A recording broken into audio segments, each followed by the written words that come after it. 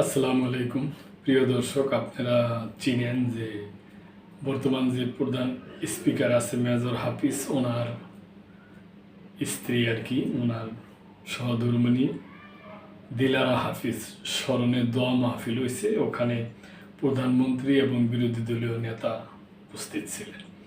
শিক্ষাবিদ দিলারা হাফিজ স্মরণে দোয়া মাহফিলে প্রধানমন্ত্রী ও বিরোধী দলীয় নেতা।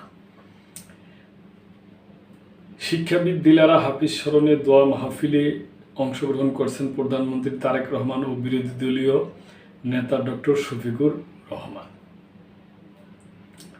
দিলারা হাফিজ জাতীয় সংসদের স্পিকার মেজর অবসরপ্রাপ্ত হাফিজউদ্দিন আহমেদ বীর বিক্রমের স্ত্রী। রবিবার 4 এপ্রিল মাগরিবের নামাজের পর জাতীয় সংসদ ভবনের মসজিদে এই দোয়া মাহফিল অনুষ্ঠিত হয়।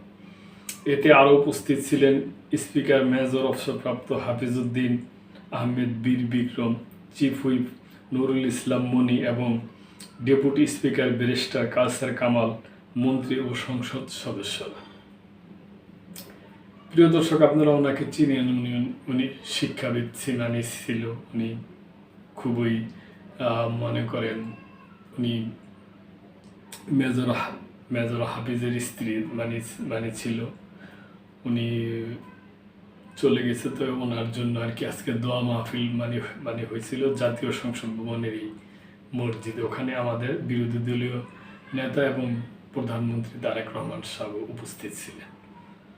তো প্রিয় দর্শক, আমরা ওনার আত্মার শান্তি কামনা করি এবং উনি যেন শান্তিতে থাকে, এইটাই প্রার্থনা।